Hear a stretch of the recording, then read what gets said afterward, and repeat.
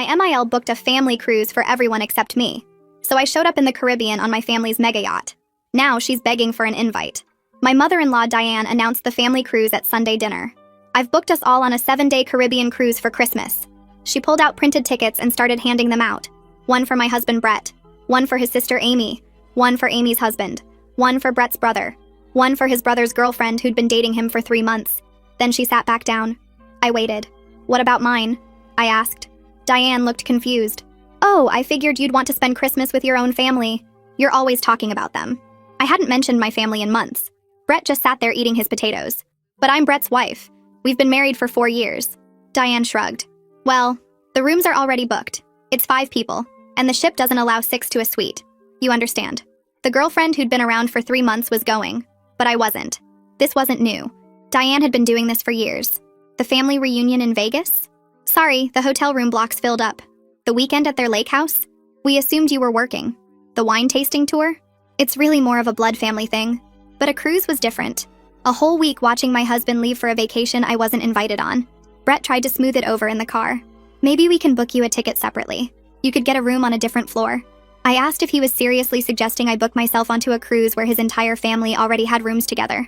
What else can we do? She already paid, he said. What he could do was obvious, but he wasn't going to do it. That's when I called my father. My family had money. Real money. The kind where we had boats with names and houses in multiple countries. I'd never flaunted it because I loved Brett for who he was, not what he had. But Diane had pushed too far. Dad, I said, I need to charter the Mariana for Christmas week. The big one. My father didn't even ask why. Done. Where to? I told him the Caribbean, specifically the same ports the cruise was going to. He laughed. Someone exclude you from something? He knew me too well. The next Sunday dinner, Diane was going on about the cruise again, showing photos of the ship, talking about the dining room, the activities. Such a shame you can't come, she said to me. But you'll have a nice, quiet Christmas here. I smiled. Actually, I won't be here. My family's doing something that week too. Diane barely looked up. That's nice. A little local get-together? I pulled out my phone and showed them the yacht. 180 feet of pure luxury. We're taking this to the Caribbean. Same ports as your cruise, actually. What a coincidence. Brett dropped his fork. Amy leaned in to look closer. Is that a yacht? Like a private yacht? I nodded. It's one of ours. We'll have a full crew chef. Everything. My parents, my siblings, their kids. We're even bringing my cousin's new boyfriend. Family's family, you know. Diane's face went through several expressions. That must cost a fortune. I shrugged. Dad owns it. No cost, really. Just the fuel and crew. Brett suddenly got interested. Maybe I could skip the cruise and come with you instead? I laughed. Oh no, you already have plans. Besides, it's really more of a blood family thing. You understand. Diane tried to recover. Well, cruise ships have so many more activities. Casinos, shows, multiple restaurants. I kept scrolling through photos on my phone. True. We just have the jet skis, the submarine, the helicopter for island hopping. Pretty boring compared to a cruise ship. Amy's husband was staring. Did you say submarine? The best part was still coming. Oh, and since we'll be in the same ports, maybe we'll see each other. We could wave from the yacht while you're... What deck are you on again? Interior rooms? Diane's face was red. We have balcony rooms. I pretended to think. Right, those tiny balconies on the side. You'll be able to see us perfectly. The yacht usually has to anchor away from the cruise ships because we need more space. Brett was panic texting me under the table. Please let me come. Please. I didn't know you were doing this. I ignored him and kept talking. My brother's girlfriend is so excited. She's only been dating him for a month, but family's family, right, Diane? The week of the cruise came. My family and I boarded the Mariana 2 days before they left, making sure to post nothing online until we were already at sea. Then I started sharing photos. The breakfast was spread on the deck, the sunset from the hot tub. My mom and I are doing yoga on the helipad. Brett called me from their first port. We can see your yacht from the ship. It's enormous. He sounded miserable. Everyone keeps asking about it. The captain even announced it over the speaker. I was getting a massage on the deck at that moment. How fun! How's your cruise? I could hear Diane in the background asking if that was me. Brett said something muffled, then, Mom wants to know if she can come see the yacht. I told Brett to put his mom on speaker. Sure, Diane can come see the yacht. We'll be docked at Marina Bay tomorrow afternoon around 2. Just take a water taxi from the cruise port. Brett's voice got lighter, almost happy. Really? That's great. Thank you so much. I could hear Diane in the background saying something about how nice that was of me. I hung up and walked over to where my brother was doing tricks on the jet ski near the yacht. Guess who's coming to visit tomorrow? My brother cut the engine and floated closer. Please tell me it's your mother-in-law. I nodded and he started laughing so hard he almost fell off into the water. My dad was sitting on the upper deck reading, and he looked up when he heard the noise. "What's so funny?" My brother called up to him. "She invited Diane to come see the yacht." My dad put his book down and came to the railing. "Are you sure that's a good idea?" I shrugged, but something in his tone made me stop and think. What did I actually want from letting Diane visit? Was I trying to rub her face in what she excluded me from? Did I want an apology? Did I just want her to see that I had my own family who actually wanted me around? I didn't have a clear answer, and that bothered me more than I expected. That evening, my mom found me sitting on the main deck watching the sunset. She sat down next to me without saying anything for a minute. Then she asked quietly what I really wanted from this whole situation. I admitted I didn't know. Part of me wanted Diane to apologize and understand what she'd done wrong. Part of me just wanted her to see exactly what she'd excluded me from and feel bad about it. Part of me wanted to prove I didn't need her family's approval because I had my own family who loved me. My mom listened and then said that those were all valid feelings, but I should figure out which one mattered most before Diane showed up. Otherwise, I might do something I'd regret later. I told her I'd think about it, but honestly, I still didn't know. That night, I couldn't sleep. Brett kept texting me and each message got more desperate. He said everyone on the cruise was talking about the yacht. He said his mom was really embarrassed because people kept asking her about it. He said Amy and Jeremy were uncomfortable and the whole family dynamic was weird now. Then he sent the text that really got to me. "You've made your point. When are you coming home?" Like this whole trip was just me punishing him instead of me actually enjoying time with my own family. Like I'd planned this yacht trip just to make him feel bad, and not because his mother had excluded me from a family vacation. I put my phone on silent and tried to sleep, but I kept thinking about what my mom had asked. What did I really want? The next afternoon, I was on the upper deck when I saw the water taxi approaching. Diane was sitting in the front wearing what looked like her nicest cruise outfit, a flowered dress and sandals with a sun hat. But as the taxi got closer and she could see the Mariana up close, I watched her face change. Her mouth opened a little and she grabbed the side of the taxi. The yacht was huge compared to the little boat she was in. When she stepped onto our dock, she had to look up and up to see the top decks. She looked so small standing there next to the yacht, almost like a kid seeing something overwhelming for the first time. I walked down to meet her and kept my voice polite but not warm. "Welcome aboard. Let me show you around." She followed me up the stairs to the main deck, and I could feel her hesitating with each step. My family was having lunch at the big table on the deck. Fresh fruit and pastries spread out everywhere. My mom stood up when she saw us and walked over with her hand extended. "You must be Diane. It's so nice to finally meet you." Her voice was perfectly gracious and polite, but somehow it felt more cutting than if she'd been rude. Like she was showing Diane exactly how you're supposed to treat family. Diane shook my mom's hand and tried to make conversation. She started talking about how nice the cruise ship was, and how many restaurants it had, how there were shows every night and a casino and multiple pools.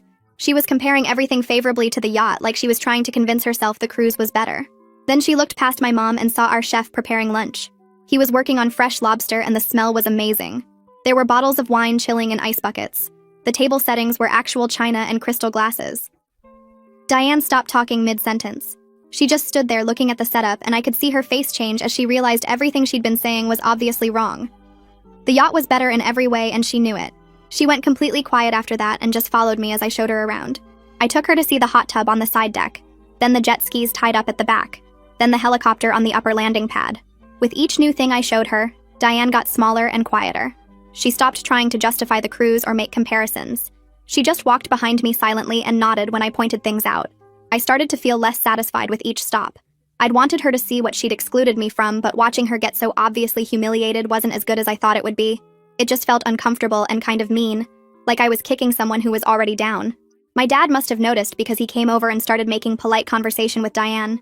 He asked her about the cruise ship and how Brett's family was enjoying their trip. He asked about her other kids and what they did for work. His voice was genuinely courteous and interested. Not fake polite like he was mocking her, but actually kind, which somehow made Diane's treatment of me look even worse by comparison. She stumbled through her answers and kept glancing at me like she was trying to figure out who I really was. Like she'd thought she knew me for 4 years, but was realizing she'd been completely wrong. My dad kept the conversation going easily while Diane got more and more uncomfortable. Finally, Diane cleared her throat and asked if Brett could come visit too. I told her of course he could take a water taxi over whenever he wanted. She looked so relieved and immediately pulled out her phone to text him. I could tell she was hoping his presence would make this whole thing less awkward. Or maybe she thought he could convince me to stop whatever I was doing and just forgive everyone and come home. I watched her type quickly on her phone and hit send. Then she looked up at me with this expression I couldn't quite read. Part embarrassment, part confusion, part something else I didn't recognize. Diane opened her mouth and I could see the words forming before she spoke them. "I didn't know your family was so wealthy. I mean, if I had known." I held up my hand and she stopped mid-sentence. I told her the money wasn't the point and never had been. The point was that she'd been excluding me from family events for 4 years, whether it was a cruise or a weekend at the lake house or a wine tasting tour. My family's money didn't change the fact that she'd made me feel like an outsider in my own marriage. Diane's expression shifted from apologetic to defensive, and then back to something like shame. She looked past me at the yacht and then back at my face like she was trying to recalculate everything she thought she knew about me. She started to explain that she really did think I preferred spending time with my own family, that she was trying to be considerate of my needs. I cut her off and asked her directly why Jeremy's girlfriend of 3 months was more family than Brett's wife of 4 years. The question hung in the air between us, and I watched Diane's mouth open and close without any sound coming out. She looked down at her hands and started picking at her cuticle. The silence stretched out, and I didn't fill it. I just waited while she stared at her fingers, and couldn't come up with a single answer that would make sense. A water taxi appeared around the side of the yacht, and I saw Brett climbing out onto our dock. His shirt was wrinkled, and his hair looked like he'd been running his hands through it. He walked across the deck and went straight to his mother first, not to me. He looked around at the yacht with wide eyes and told Diane how incredible it was, how massive, how luxurious. I felt heat spread through my chest watching him try to smooth things over with her, before he'd even acknowledged what she'd done to me. He was still doing it, still prioritizing her comfort over everything else. Diane grabbed his arm and started talking quietly to him, but I could see her gesturing at me and at the yacht. Brett nodded and put his hand on her shoulder like he was comforting her. My brother's girlfriend came up from the lower deck right then with a drink in her hand. She'd only been dating my brother for a month, but she walked right over to Diane and Brett with this warm smile and introduced herself. She shook both their hands and asked about their cruise, genuinely interested and friendly. My brother followed her up and casually mentioned how glad he was that she could join us on such short notice, how his family always made new people feel welcome right away. Diane actually flinched when he said it. Her whole body did this little recoil, and she looked at my brother's girlfriend and then at me, and I could see her making the comparison in real time. Brett finally turned to me and touched my elbow. He asked if we could talk privately, and his voice had this strained quality to it. I nodded and led him to one of the smaller lounges on the side deck. We weren't even sitting down yet when he started talking about how embarrassed his family was, how everyone on the cruise ship kept asking about the yacht, how the captain had made announcements about it. He paced back and forth in the small space, and I realized he still didn't understand why I was upset. He was focused entirely on his family's embarrassment, and not at all on the fact that his mother had excluded me, and he'd let it happen. I told him I didn't charter this yacht to embarrass his family. I chartered it because his mother excluded me from a family vacation, and he sat there and let it happen without saying a single word in my defense. Brett's hands moved in frustration, and he argued that I could have just talked to him about it instead of making this big statement. I reminded him that I did talk to him about it, and his solution was to suggest I book myself a separate room on a different floor. His face changed when I said that, and he went quiet for a second. Brett admitted that suggesting the separate room was wrong, but then he said this whole yacht thing was over the top and making everything worse. I asked him if he would have actually stood up to his mother if I'd just stayed home quietly and accepted being excluded. He looked away from me and stared out the window at the ocean. I waited for him to answer, but he couldn't do it honestly. He knew, and I knew, that he would have just let it slide like he always did.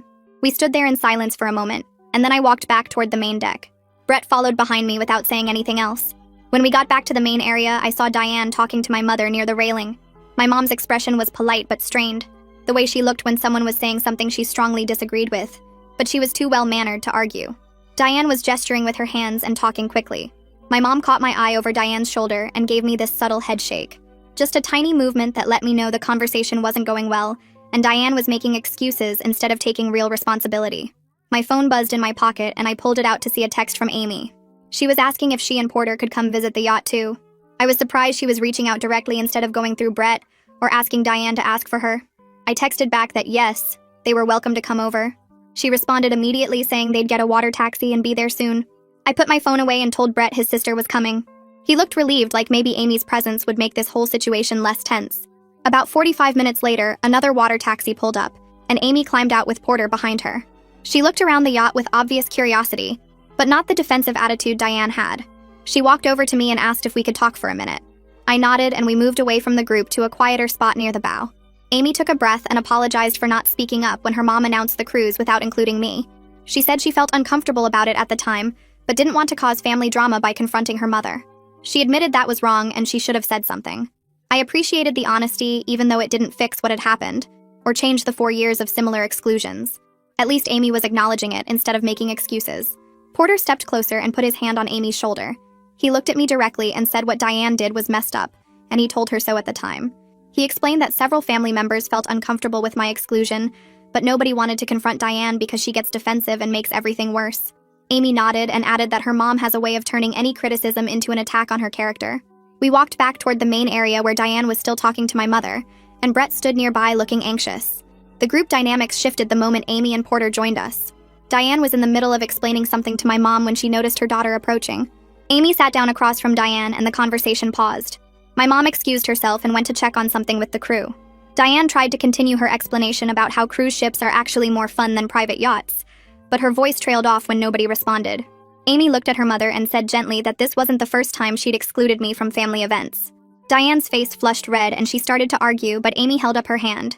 She listed the Vegas reunion, the lake house weekend, the wine tasting tour. Diane got more defensive with each example and insisted there were good reasons for all of them. Brett jumped in to defend his mother and said she just has trouble adjusting to new family members. Amy turned to look at her brother and pointed out that I'd been family for 4 years. She asked how long someone needs to be married before they count as real family. Brett opened his mouth to respond, but nothing came out. The fact that his own sister was holding me accountable when he wouldn't hit me hard. I'd been making excuses for Brett's behavior for years, but watching Amy stand up for me when my own husband couldn't made me realize how deep our marriage problems actually went. This wasn't just about Diane. This was about Brett choosing his mother's comfort over his wife's dignity every single time. Another water taxi pulled up to the yacht, and Jeremy climbed out with Camila right behind him. Diane stood up when she saw them approaching. Jeremy looked uncomfortable as he walked onto the deck, and Camila smiled brightly and waved at everyone. There was this awkward moment where Diane realized her son had brought his girlfriend of 3 months to see the yacht she'd excluded her daughter-in-law from. Jeremy's face went red, and he mumbled something about Camila wanting to see the boat. Camila seemed completely oblivious to the tension, and started asking questions about the helicopter and whether we'd used the submarine yet. My dad appeared and suggested we all have lunch since everyone was here. He signaled to the chef, and within minutes the crew was setting up a full meal on the main deck. We ended up with this surreal situation where Brett's entire family sat on our yacht eating food prepared by our private chef. The lunch spread included fresh-caught fish, grilled vegetables, and some kind of fancy pasta dish I couldn't even pronounce. The conversation was strained and awkward. People made small talk about the weather and the islands we'd visited. Brett tried to act normal but kept glancing at me nervously. I could see my dad watching Brett carefully from across the table. He wasn't saying much, but I knew that look. He was evaluating my husband's character, and clearly finding it lacking. My mom asked polite questions about the cruise ship, and Diane answered in short sentences. Amy and Porter exchanged looks that said they wanted to be anywhere else. Jeremy focused on his food, and Camila kept trying to start conversations that died quickly. Diane made one more attempt to justify herself halfway through the meal. She said she was actually trying to give me a break from family obligations since I'm always so busy with work. My mother had been quiet through most of lunch, but she spoke up for the first time. She said very politely that excluding someone isn't giving them a break. She explained that exclusion tells someone they don't belong. The table went completely silent. Even Camila stopped talking. Diane stared at her plate and her face turned red again. Brett looked like he wanted to disappear. My dad nodded slightly in agreement with my mom. Nobody knew what to say after that, so we all just finished eating in uncomfortable silence. After lunch ended, Diane asked if she could speak to me privately. I agreed, mostly out of curiosity about what she'd say without Brett there to defend her or make excuses. We walked to the upper deck away from everyone else. The view was beautiful up there, with the ocean stretching out in every direction and the cruise ship visible in the distance. Requested Reds is on Spotify now. Check out link in the description or comments. Diane stood at the railing for a long moment without speaking. She seemed to be working up the courage to say something. When she finally spoke, her voice was quieter than I'd ever heard it. She admitted that she'd always felt threatened by me because I'm educated and successful. She said she worried I'd look down on her family because they didn't have college degrees or professional careers. I was stunned because I'd never done anything to suggest that. I told her I fell in love with Brett despite our different backgrounds, not because of them. I explained that I'd never cared about any of that stuff. Diane nodded slowly and said she could see that now. She confessed that seeing the yacht made her realize how much I'd downplayed my family's wealth all these years. She said she felt foolish for treating me like I was somehow less than her family, when the reality was so different. I stopped her and pointed out that the yacht isn't the issue. The pattern of exclusion is the issue. I told her that money doesn't change the fact that she's hurt me repeatedly over 4 years. She tried to argue that she didn't mean to hurt me, but I cut her off. Intent doesn't matter when the impact is the same every time. I asked Diane directly if she would have treated me differently if she'd known about my family's money from the start. She hesitated before answering, and that hesitation told me everything I needed to know. She finally admitted that yes, she probably would have treated me better. I told her that's exactly the problem with her values. She judged me and excluded me based on what she thought I was worth, instead of treating me like family, because that's what I actually am. We walked back down to the main deck where everyone was still gathered around the lunch table. Diane stood at the head of the table and cleared her throat until everyone looked at her. She announced that she owed me an apology, and her voice was steady instead of defensive like before. She said she'd excluded me from family events over the years, and it was wrong no matter what her reasons were or what my background was. She looked directly at me when she said it, and I could tell this time she actually meant it. Brett's whole body relaxed like someone had cut strings holding him up. He smiled at me from across the deck, and I knew he thought his mother's words fixed everything between us. But I understood we had way bigger problems than just his mother's behavior toward me. I thanked Diane for the apology and told her I appreciated her honesty. Then I made it clear that rebuilding trust would take time and consistent changed behavior over months and years. I said words were a good start, but actions mattered more. Diane nodded and didn't argue or make excuses, which was different from how she usually handled being called out. The visit wrapped up after that with Brett's family needing to get back to their cruise ship before dinner. Amy came over and hugged me tight before she left. She whispered in my ear that she was glad I stood up for myself and that someone needed to do it years ago. Porter shook my hand firmly and said he hoped this was a turning point for how the family treated me going forward. Jeremy gave me an awkward wave and Camila smiled but didn't say anything. Brett lingered on the dock looking back at the yacht like he wanted to stay. Diane thanked my parents for lunch with actual politeness, and my dad nodded at her with the same courtesy he'd show any guest. I watched their water taxi pull away toward the massive cruise ship in the distance. My mom came and stood beside me at the railing. She didn't say anything, but she squeezed my shoulder and I felt the weight of everything that had happened settle over me. That evening, my family and I had dinner together at the big table on the main deck. The chef made fresh-caught fish, and my siblings were talking about the next day's plans for jet skiing. My dad waited until everyone had finished eating before he asked me directly what I planned to do about my marriage. The table went quiet, and everyone looked at me.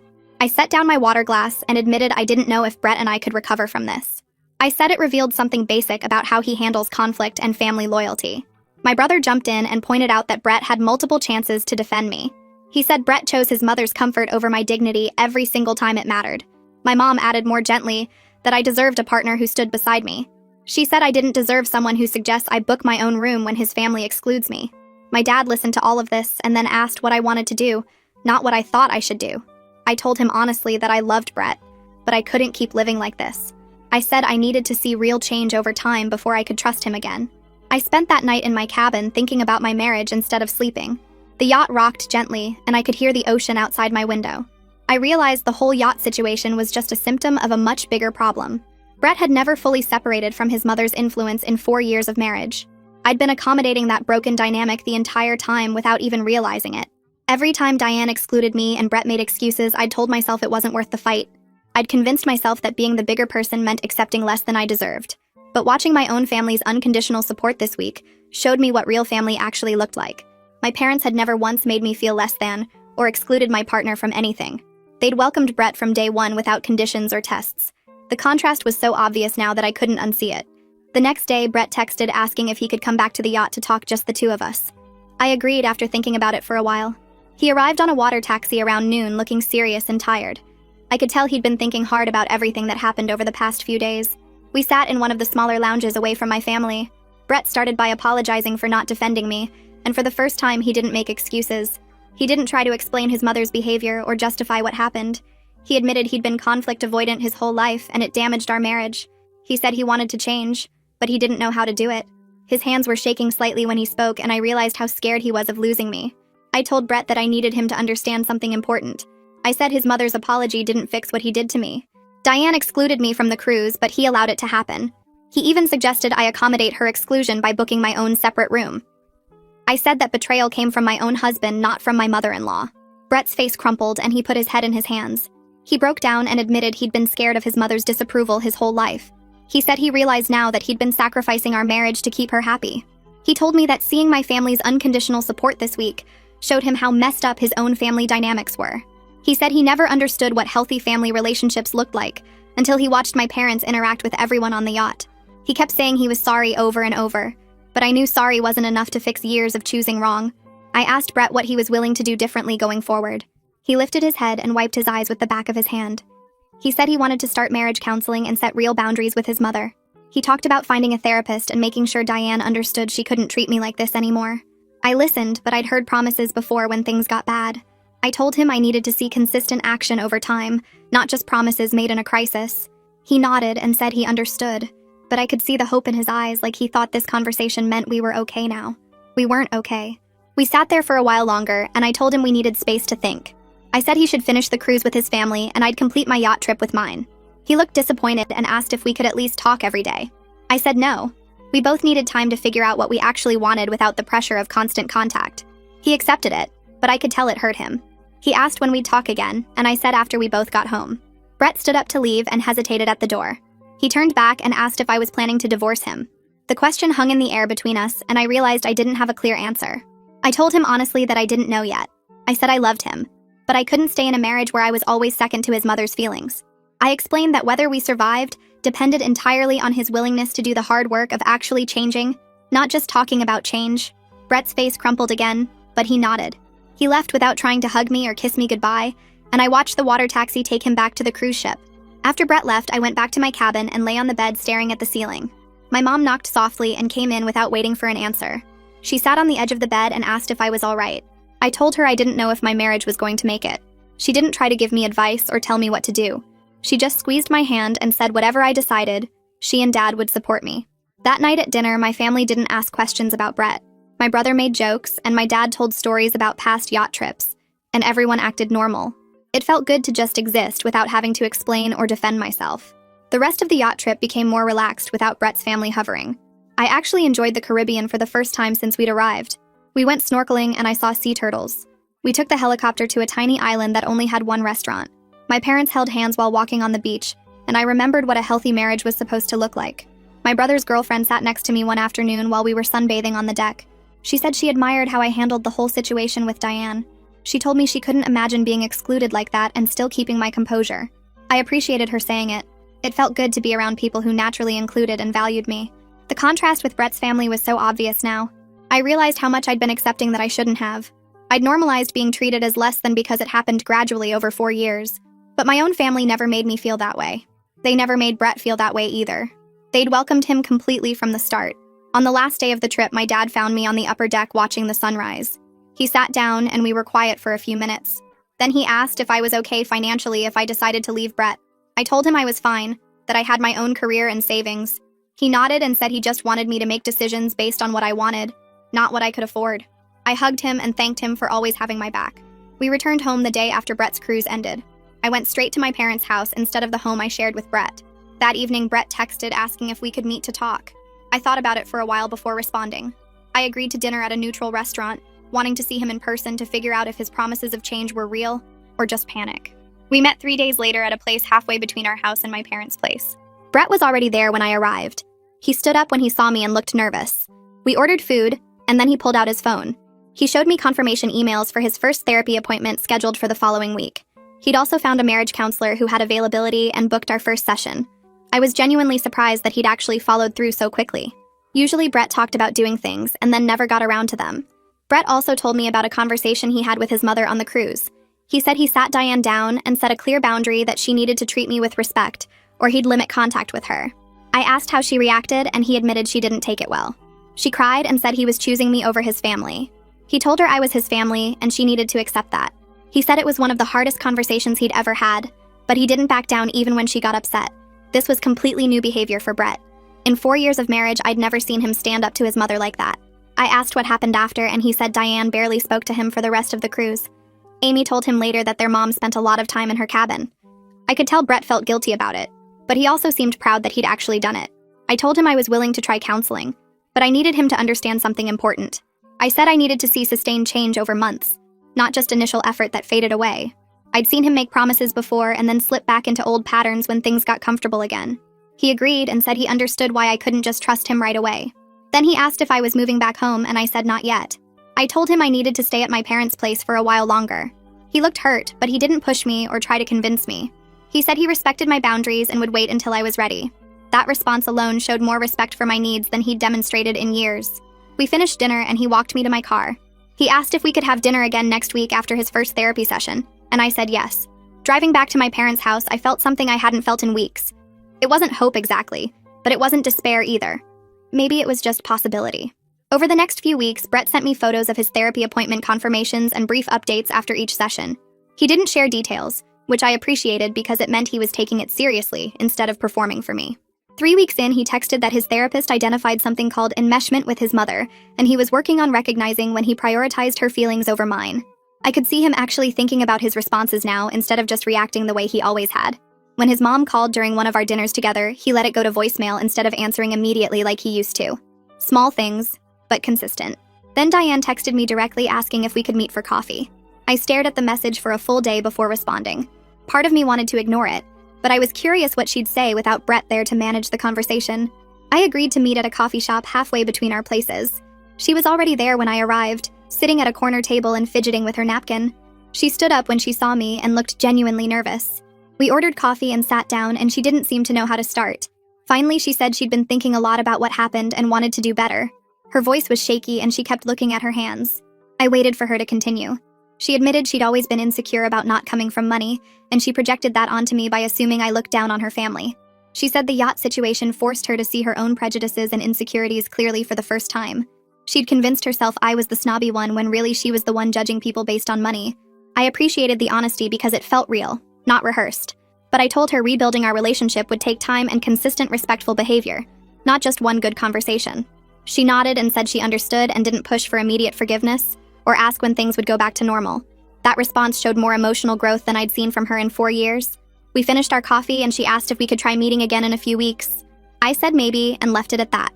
Brett and I started marriage counseling the following week. Our therapist was direct and didn't let either of us make excuses. She made Brett walk through specific examples of times he chose his mother's comfort over our marriage. He had to say out loud that he suggested I book my own room on a different floor of the cruise ship instead of standing up for me. Hearing him repeat his own words back seemed to hit him differently than when I'd said it.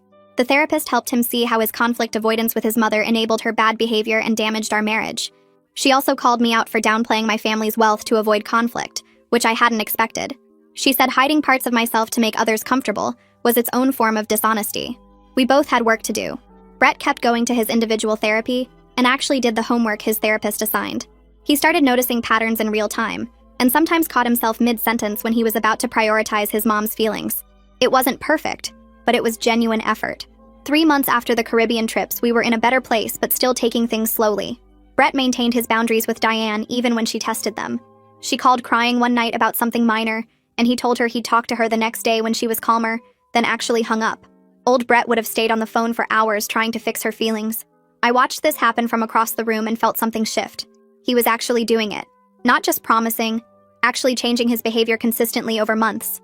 My trust started rebuilding in small pieces. Amy texted asking if I wanted to have lunch, and I agreed. We met at a restaurant near her work, and she apologized again for not speaking up sooner about her mother's treatment of me. She said watching me stand up for myself on the yacht inspired her to set her own boundaries with Diane. She'd told her mom she wouldn't be available for daily phone calls anymore and needed advance notice for family events instead of last-minute demands. She said their relationship was actually improving because Diane respected her more when she had boundaries. I told Amy I was glad she was standing up for herself, but it was hard not to feel bitter that it took me chartering a yacht for anyone in Brett's family to see the problem. She said she knew and she was sorry it took something so dramatic. We talked about other things after that, and it felt almost normal. Then Diane called me, not Brett, to invite me to a family dinner. She explicitly invited me first before even mentioning it to Brett. She asked if the following Saturday worked for me and said she wanted to make sure I could come before finalizing the date. It was a small thing, but it showed she was thinking about inclusion differently. I told her Saturday worked and she sounded relieved. The dinner itself was still somewhat awkward but better.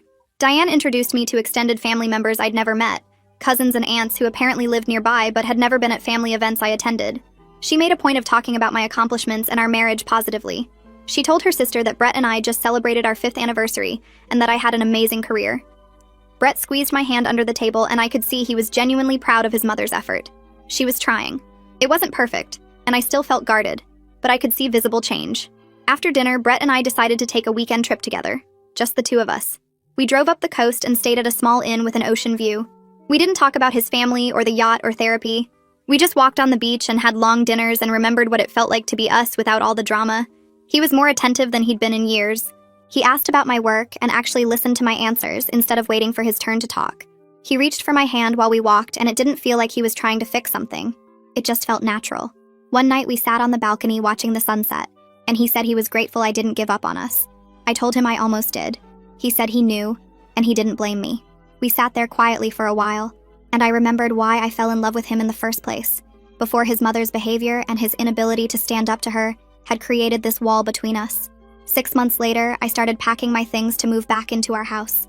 Brett helped me carry boxes from my apartment, and we worked quietly together, and it felt different from before.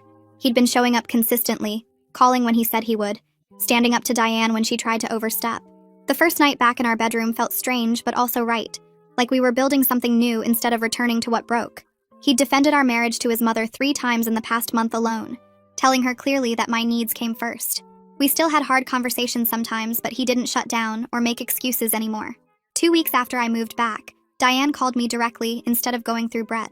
She asked if I had any preferences for dates for a family weekend at the lake house, and I almost dropped my phone. She wanted my input before finalizing anything, checking my schedule first, asking what activities I'd enjoy. I suggested mid-June and mentioned I liked kayaking, and she wrote it all down and said she'd plan around what worked for me. When the weekend came, I felt genuinely welcomed instead of tolerated, and Diane introduced me to her lake house neighbors as her daughter-in-law with actual pride in her voice. She asked my opinion on dinner plans and included me in conversations naturally, and it mattered more than I expected. Brett noticed me relaxing throughout the weekend and squeezed my hand while we sat on the dock.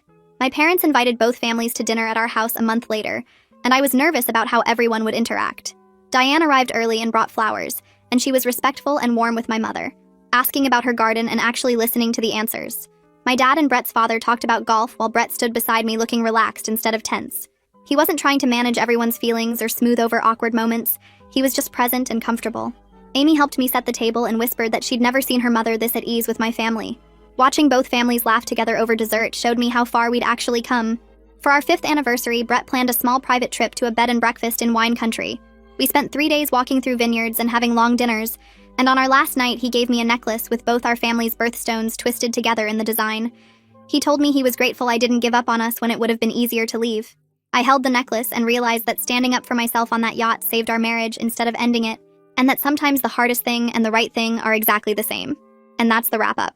I always try to make sure there's something real to take away from each story. If this one gave you even a small idea, that's a win.